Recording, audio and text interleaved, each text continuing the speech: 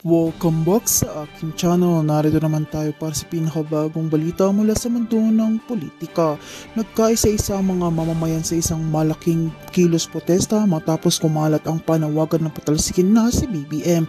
Ang leader na matagal nang binabatikos dahil sa umano'y pagkukulang sa pamamahala mula sa iba't ibang sektor, mga manggagawa, estudyante at ordinaryong residente. Nagtipon-tipon ng mga tao sa sentro ng syudad upang ipahayag ang kanilang pagkadismay at hiling na pagbabago. Ayon sa mga organizer, ito na raw ang pinakamalaking pagtitipon ngayong taon. Habang lumalakas ang sigaw ng publiko, napapabalitang maging ang ilang kaalyado ng administrasyon ay nagsimula ng manawagan na agarang pag-alis sa pwesto. Sa gitna ng tensyon, naglabas ng pahayag ang kampo ni BBM na inihikayat ng publiko na manatiling kalmado, ngunit hindi nito napigilan ng pag-usbong na mas marami pang kilos protesta sa iba't ibang lalawigan. Lalo pa nag-alab ang mga protesta matapos mabalita ang may mga bagong aligasyon na hindi maayos sa pamamahala. Sa ngayon, naka-full alert ang otoridad upang tiyakin ang kaligtasan ng publiko habang nagpapatuloy ang malaking pagtitipon. Patuloy ding sinusubaybayan ng mga analista ang sitwasyon na sinasabing maaaring humantong ito sa malaking krisis pampolitika kung hindi agad tutugunan ng pamahalaan. Samantala na nanatiling matatag ang paninindigan ng mga mamamayan, handa raw silang ipagpatuloy ang kanilang panawagan hanggat hindi umano naririnig ang kanilang boses. Kaya manatili kayong nakatutok dito sa aking channel. Sa bawat pag-ikot ng kaganapan, kami ang iyong magiging sandigan sa walang kinikilingang impormasyon. Huwag kalimutan i-like, i-share at i-subscribe para laging updated sa mainit na balita mula sa mundo ng politika.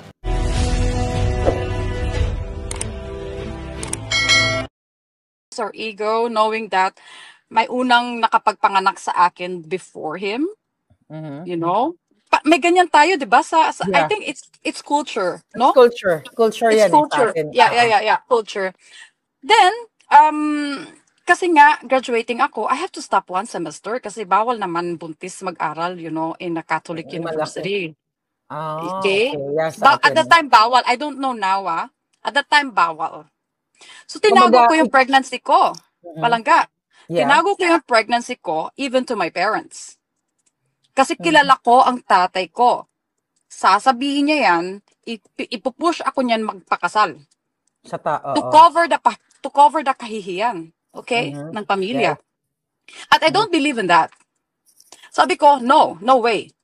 Sabi ko, it doesn't mean the marriage is the solution for this. Sabi ko, and doesn't mean having a child is the hindrance to my success. Sabi ko, no way, I will never do that. And luckily, gratefully, that my family is in the US, my aunt, my cousins, supported me financially because wala pa akong trabaho at that time. I was still a student. Pero sinusuportahan nila ako kasi nga, kilala din nila yung tatay ko. Kung anong capabilities ng tatay ko. Kung anong pwede niyang gawin. Okay? So to protect me, they supported me financially at the time. Okay? I'm truly grateful of them. For sure, but anyway, sila. I can imagine nanonood sila. Thank you, auntie and ates. Salamat jud kaayo. For my whole life, I will really tatanawin ko yung utang ng loob sa inyo dahil na-save nyo ako from a forced marriage and, you know, to continue my desire to be successful, to graduate in the university. And you know what? Kailan lang nalaman ng parents ko that I have a child? Nanganak na ako. 6 months old na yung baby ko. 6 months old bago nila nalaman na may anak ka na? Yes. Ano yung naging reaction nila? Go ahead. My father was happy. And you know what he told me? Sheena, saan na Tagalog? I'm proud of you. Ano tawag? Tagalog? Bisaya nga. Sige, ita-translate ko. Bisaya, ita-translate ko. Kahit na Bisaya. Teka lang. I am proud of you. That's the Bisaya of I'm proud of you. Anyway, hanga ako sa'yo, Sheena. Kasi, I respect you kasi nga, meron akong gantong decision. Kasi daw, pag hindi ko daw ginawa yun dati, kung hindi ko daw yun sinikreto, and true enough talaga mangyayari yun. Pipilit ka niya. Yes. Pero he is happy of my decision, okay? And then he really admire me na ganun ang ginawa ko. Hindi niya ako itiniwali of whatever, or denounce, as a daughter. Mm. Ay, pag So, dinonounce ka niya, baka i-denounce mo rin siya. No, just kidding. Okay. Pinapatawa lang kita because of the story mo. Okay, go ahead, Palangga. okay. And then finally, nabuntis ako kay Francis, and then go on and so on. Sa Cebu pa kami at that time. And during at that time, and then 3 days ako sa Ormoc kasi nga tinutulungan ko na sila auditing sa company ng Business. parents niya at kay Francis kasi nagsimula yan sa Ormoc. That was Mm. 2010. Starting 2010, buntis ako noon na kay Shania sa Yung daughter business ko. nila sa government, tama ba? Yeah. Okay. Mac Builders at that time. Yeah, wala Okay. pang PMI at that time. Wala pang premium megastructure. Maliit pa Mhm. yon. And I at that time I admire Francis kasi ang goal niya is tutulungan daw niya yung parents niya. Sabi ko, wow, that's nice naman, Mhm. no? Sabi ko, that's nice naman. Pero kaya nakuha niya yung support ko at sympathy, you know? And even at that time gusto ko pa nga mag-proceed as law. Kasi Lawyer. hindi naman sa magaling ata ako sa law subjects ko. So, syempre, gaganon ko na yung sarili ko kasi I love my... You have to love yourself. Yeah, You have to I have to love hug yourself. myself. Yeah, happy Yes. Mother's Day to me. Oh, di ba? Yeah. So, Go ahead. I don't know. Sorry. Okay. So, hindi ba, alam mo, natutuwa ako sa'yo kasi grabe yung pinagdaanan mo. Pinakulong ka nila, na-interpol ka, inagawan ka ng anak. Saan ka kumukuha ng ganitong braveness, ng lakas para harapin mo ang buhay na wanted ka rin sa Pilipinas, ipapagurgur ka rin ng mga kalaban, at ang kalaban natin ay ang gobyernong bangag. Pareho po kami ng situation, ha? Kasi nga, in-expose namin dito na ang nag-facilitate ng kidnapping or extraction ng anak ni Sheena ay ang First Lady, si Liza Marcos. At gamit ang government ni Marcos. Okay, si Sheena, saan ka kumukuha bilang isang warrior o matapang na ina sa ganyang, kumbaga, yun nga, katapangan? Saan? Saan ka humuhugot? Parang mas matapang ka yata kaysa sa akin. First and foremost, alam din yung mga classmates ko dati, no, na talagang palaban na ako, Basta sa tamang lang. If you know that you're on the right position, right and correct, you will fight for it. You have that strength confidently, okay? Yes. Pero pag hindi ka, ewan ko lang, may ibang mga tao, okay, confident din naman sila kahit sinungaling ang nila. Parang si Lisa Tanas, di ba? Yeah. Yes. Yeah, Alam mo ba, okay, go ahead. tinanong mo ko, where did I got the strength? Tinanong ko din ang sarili ko. Nung malaman ko, na grabe na pala ang death threats ni Francis. At saka yung mga bata, kasi hindi ako nagda-drive ng bulletproof car back then. And I refused as well to have a driver. Sabi ko kay Francis, pag magkaroon ako ng driver, that's no longer freedom. Pag magkaroon ako ng bodyguard, at the beginning, yes, I allowed it na meron akong bodyguard, isa, at saka driver, bodyguard at the same time. Pero it doesn't feel good. Hindi. Bakit ka daw ba bibigyan ng... Kasi syempre, bakit ka daw kailangan magkaroon ng bodyguard of just doing the right thing sa Pilipinas? Of the enemies, death threats, yeah. Yeah, yun nga eh. So, itong mga death threats na ito, itong mga enemies na ito yung enemy niya sa mga kontrata sa gobyerno. Yeah. Bakit? Yes. Dahil illegal ba ang kanyang mga kontrata during that time? Alam mo, pag may mga contracts na arranged, tapos may mga contractors na gagalit and they found out na hindi pwede yun, di ba? Kasi hindi fair ang bidding. Yeah. Which is nangyayari ngayon sa gobyerno ni Marcos. Yes. Hindi talaga fair ang bidding kasi sila ay nagpapabor katulad na nga lamang ng governor niyo dyan. Hindi niyo pala governor sa Cebu katulad ni Gwen Garcia. So, it's out of topic pero connected pa rin na nag-sign itong bidding na hindi dumaan sa tamang proseso. So, it's happening sa gobyerno natin ngayon, sa kasalukuyang gobyerno natin ngayon. So, ikaw, bilib ako sa iyo kasi matapang mo na ngayon hinaharap at sinasabi ang kwento ng buhay mo. Hindi kasi lahat ng mga babae o mga nanay kayang ikwento yung buhay na yan. So, i-fast forward ko na. I know, later aalis ka, baka maubusan tayo ng time. Ipa-fast forward ko na, we can do another live again. So, kumusta na ang mga anak mo, Sheena, na in-extract sa pakikipagtulungan ng Marcos administration, ni Lisa Tanas at ni Francis Lloyd Chua? Nakausap mo ba sila recently? Well, today, nag-attempt ako magtawag sa isa sa mga yaya. I think it was Okay. an accident na nasagot niya yung tawag ko. Video. Oh. Kasi gusto ko makausap ang mga anak ko. You know, it's very heartbreaking. This week, iyak ako ng iyak. But you know, while umiiyak ako, tulo ang luha, tapos pero kinakagat mo yung ngipin mo, grinning.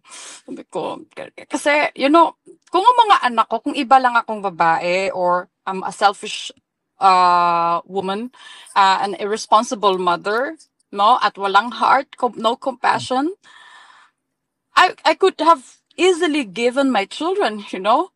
Yeah. Oh, sa'yo na yung mga bata, I will have my free life. Probably they will compensate me. But no. My children are not for sale. And I am not for sale. You know? Hindi ko pwedeng pababayaan na apak-apakan nila yung rights ko. Okay, gusto natin mabuhay safely, peacefully. Pero sometimes there's a price in it that you have to fight for your freedom. Yes? So, nakausap mo? Yeah. Yung mga bata? Finally, yes. Nakausap ko saglit yung si Shian at Shaquille. Yeah, ang yaya. Wala silang choice kundi nasagot kasi niya. First, sabi niya, hello, sir. Akala niyo, si sir niya ang tumawag. Ako pala. Okay. So, well, that's good hello, news. Sir. Okay. So, nakausap ko saglit. But I feel, syempre, mga anak ko, alam nila ang sitwasyon, alam nila ang truth Hindi nila nakalimutan? Hindi. Given Imposible makakalimutan ng mga bata. I sense, even I ask my kids here, what do you think? I always ask them, what do you think of Shian and Shaquille? How are they? How do you read it? What do you think? Ganyan, tinatanong ko yan sila. Well, apparently si Shania, ayaw niya talaga makipag-usap sa tatay niya kasi minsan sumisingit si Francis, nandun pala siya, sumisingit siya, gusto niya kausapin daw si Shania. Si Shania ayaw makipag-usap sa kanya. But my children, pero itong dalawang bata, itong kinuha nila, nakausap mo, may nakapag-usap kayo ng paano, mahaba, short? Ano yung message? Short, it was short. Sabi, kasi, di ba, papunta daw sila ng church, nung kinausap po sila. Sabi ko, that's good, anak, did you know? Because I always remind them ever since, the prayers of the children are powerful because these prayers are coming from innocent children, you know? That your prayers will always be heard. Have faith in it, sabi ko. Show your faith through your actions, through your thoughts, by doing good deeds, being golden. Alam, sabi ni Shian, sabi ni Sarah, yes, ma'am, I remember that you've been telling this, that is, that. Nice. Yeah, you know mo, kaya nga, kahit ano pang manipula ang gagawin nila sa mga anak ko, or brainwashing, or trying to silence them because they refuse the children to speak in court. Ayaw nila, kung ang mga anak ko magsalita in court, hindi yan maglalay. No. Dahil they have the truth. They cannot stop the kids to speak the truth. But apparently at the moment, the fight is not like that. The children were forbidden.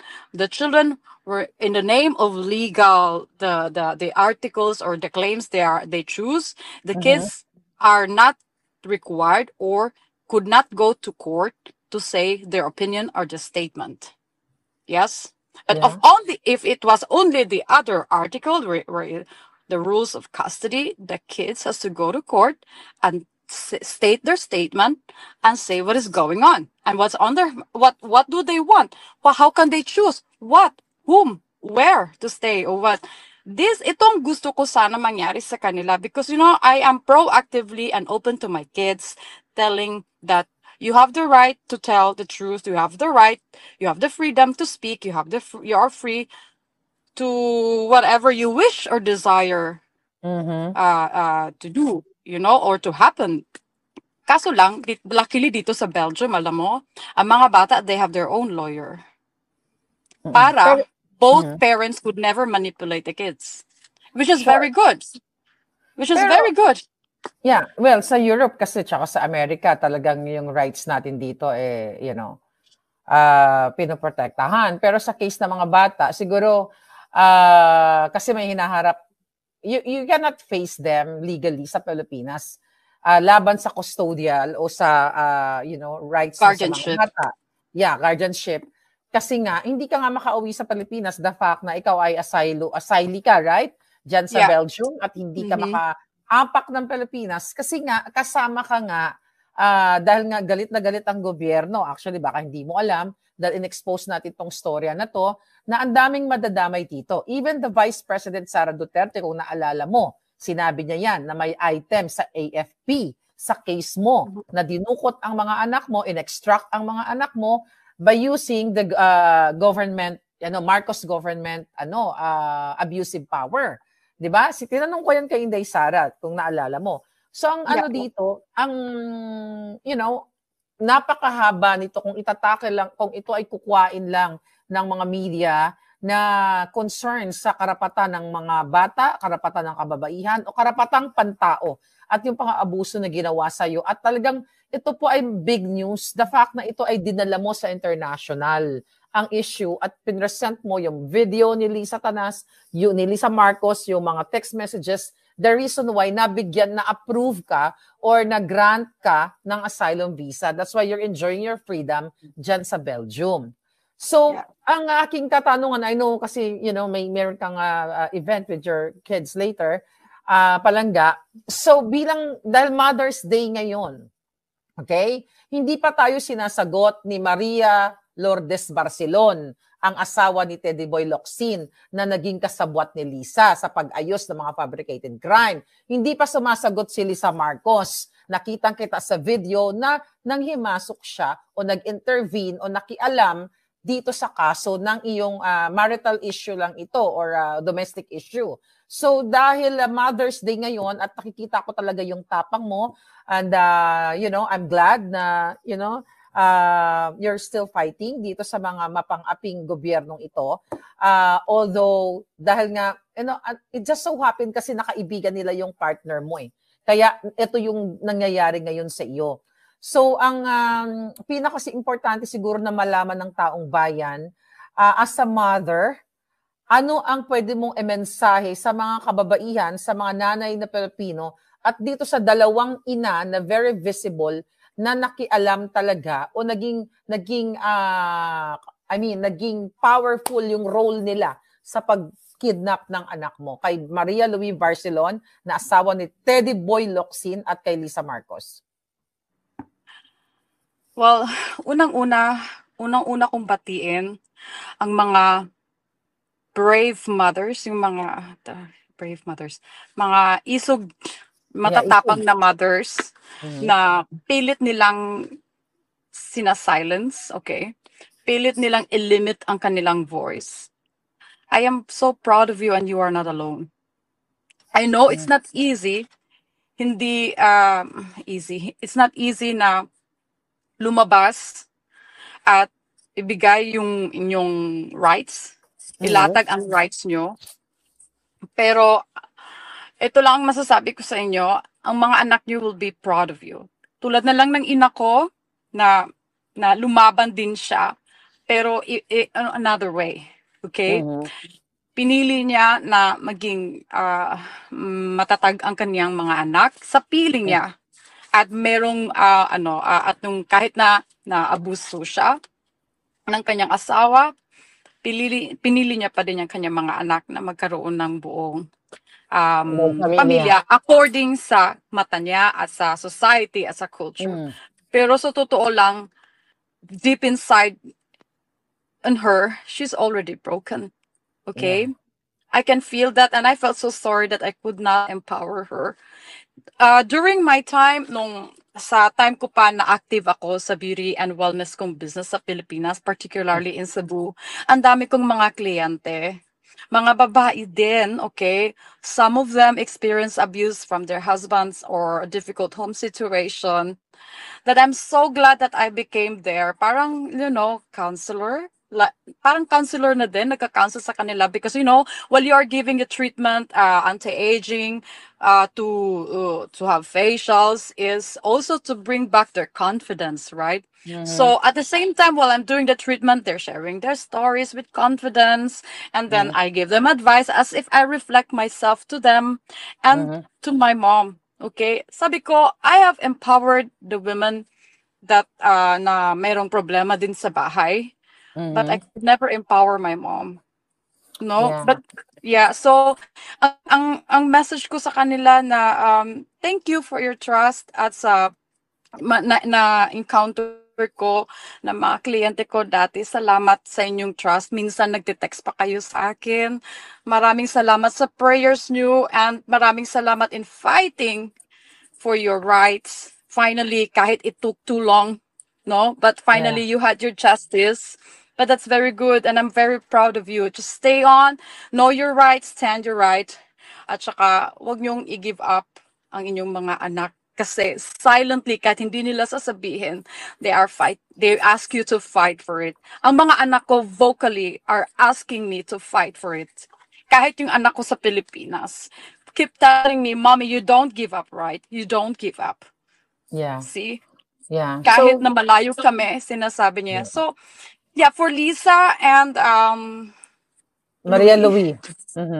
Maria Louie, Matatanda na Happy to mga Mother's to. Day to you both. Yes, and sana, I don't know where you got the conscience, how you see the situation. I'm not sure if you are able to go out and speak. I don't know how. Yeah, it's not my position or not my business to tell you what to do. Pero gusto ko lang ipaabot ang mensahe na ako po ito na biktima dahil sa ganitong sistema that I could not imagine kung kayo nasa place ko that you will be tormented. I do not know what will be your reaction. Yes? On my side, you asked me earlier, Palangga, right? That saan ako kumukuha ng strength? Kumukuha ako ng strength particularly from my children. One, because they asked me not to give up. It's a huge, huge, huge pressure. Yes. But I'm honored to do that. Second, the moment when you are aware what's happening in this world and you know what life is and what's after it, the moment you decided not to be afraid and not to be scared anymore and to face on head on the fear, then you have the true strength. And plus, importante, you have the truth because that is a true strength. Yes? Huwag kayong mahiya, hindi nakakahiya to show your vulnerability with the truth in it. Okay? Hindi yan nakakahiya. In fact, it's a strength that you can already pass on to your next generation. Whatever you had bad experience in your past generation, don't allow it to carry on to the next generation. Okay? Yeah. Luckily, this time around, malakas ng ating internet and social media, and the children are becoming more aware and more aware. And the children are our future. Please, let's not indoctrinate them. Let's nourish their innocence and then teach them to be resilient. Yes, in a loving way. Okay. Well, so, yeah. Yeah, Sheena, kasi the problem is, ako for so many years, na nag-vlog ako dito, ini-empower ko yung mga kababayan natin na lumaban ng patas, lumaban ng tama. Pero kasi sa case mo, wala kang kalaban-laban. Dahil ang nag-facilitate ng pag-abduct ng mga anak mo, walang iba kundi ang gobyerno ni Marcos. Siguro ang gusto ko bigyan ng emphasis, ano yung panawagan mo sa ating mga mambabatas, 'di ba, na gumagawa ng batas para protektahan ang mga inabusong ina katulad mo at ang mga batang inabuso katulad ng mga anak mo. Kasi ulit-ulitin natin na ang reason kung bakit nawalay ang iyong mga anak sa piling mo dahil ginamit ni Liza Marcos ang kapangyarihan ng batas sa maling paraan. So ang panawagan mo sa mga lawmakers at this coming tomorrow ay election na sa Pilipinas. Kailangan mo kasi magkaroon ng hustisya ng mga anak mo at dapat ako talaga, I'm here para mapanagot itong si Teddy Boy, yung asawa niya, ang ISAP na sangkot dito, ang DOJ, si Lisa Marcos, si Bongbong Marcos. So ano yung panawagan mo sa mga lawmakers natin at sa mga politikong paulit-ulit na lang tumatakbo, bukas sa lala na naman? So ano ang mensahe mo sa ating mga kababayan also na maaring maging biktima ng Marcos administration? Hindi natin alam. Sa kasalukuyang nag-uusap tayo, may mga panibagong biktima sila. Alam mo, may mga lawyers na very dedicated on what they believe in, dedicated to protect the voiceless people, the helpless people, dedicated to help the vulnerable people, na tumatakbo bilang politiko. I am very proud of them. At sana po ay gawin nilang continue yung tungkulin nila, no? And they are true to their words, not just promises. Natulungan tayo. Kaya nga sila inilagay dyan. And it's a plus nga pala na lawyer sila din. Kasi they'll be able to recreate, to redesign our system. Kasi mga lawmakers sila, di ba? At saka nakikinig din sila kung anong mga problema sa society natin, sa ating bansa, sa ating community. What can we contribute to help, our nation progress, to help address all the concerns and even the lethal one. Hindi yung pinipili lang dahil delikado ang life natin dyan. Okay? Somebody na hindi takot. Okay? Huwag kayong matakot, please. Kasi meron din namang mga ordinaryo tao tulad natin, kami, na hindi nga kami lawyers, hindi rin kami politiko, pero hindi kami takot. But I can just imagine, sa ating mga politiko na tatakbo tomorrow. So, sana po manalo yung karapat-dapat. Yeah. So, may panawagan ka ba sa gobyerno ni Marcos? At the moment, no. Pero, God bless po for tomorrow's voting. Unfortunately, I could not do that sa ating embassy. I cannot vote. Okay? Kasi nga, the moment I enter to the embassy, that's a Philippine jurisdiction. It's a Philippine territory. Okay? They will gorgor you there. Yeah, and then, kaya nga, hindi ako makapag-defend. Sabi ng lawyer ko, Sheena, you are my living witness. You are the testimony. But, I could never be invited in court and in the embassy because nga, meron itong fabricated charges, di ba? A warrant of arrest. At ito nga, nasa Interpol, di ba? Yeah. So, anyway, God bless po. Alam ko, marami tayong magagaling para sa Senado ngayon, di ba, Palangga? Yes, marami tayong magagaling para sa Senado. I hope, kanina pinag-usapan namin ni Atty. Glenn ang dayaan, pero that's another story, we tackled already. Sana po naman. Yeah, so kanina naputol ka. Gusto ka bigyan ng chance na basahin yung letter ng anak mo sa'yo? Oo nga, yeah. Sabi ko, I'm so proud. Kasi it's Mother's Day. Nakakaiyak naman.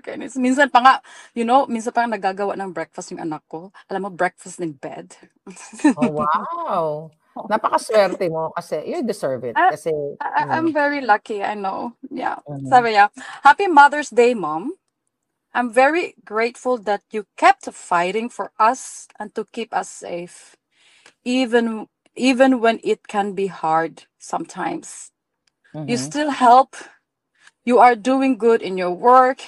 And I hope everything goes well and we're able to move. Thanks for being an amazing mom. Oh, that's so sweet naman. Nakakataba ng puso, di ba? Yeah. Basta yung anak ko nga kanina sa video, kinis niya ako sa camera. Ganon siya, oo. Basta you stay strong, ha? Palangga, you stay strong. Looking forward to see you again in Belgium. Me too! Yeah. Please let me know.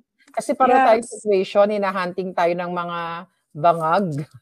But I'm glad protected ka dyan sa Belgium at God is good. And I'm praying for you na makuha mo yung justice. But syempre, bago natin makuha ang justice, dapat matapos muna yung panunungkulan ng mga adik sa Pilipinas. Last words mo sa ating mga kababayan.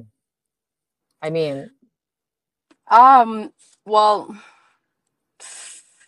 salamat po sa inyong prayers, sa inyong sympathy. No, too late akong lumabas kasi kailangan kong pag-isipan ng maraming beses. Luckily, si Madam Maharlika featured my case unexpectedly. I didn't know. It was a surprise for me. At in fact nga, palangga, naalala mo yun nung nanaginip ako? yeah, oo nga. Bago ka umalis, oo. Nanaginip ako bago kitang nakilala or nakita yung YouTube mo. Days before that, nanaginip ako, may isang baby was guiding me out. It was in the room. It was in the foreign land, parang nasa ibang bansa. It was in the room. Ang baby naka-diaper, okay? I can't recall kung babae, girl, or boy yung Lalaki. bata. Oo. But he could walk already. Pero naka-diaper siya lang.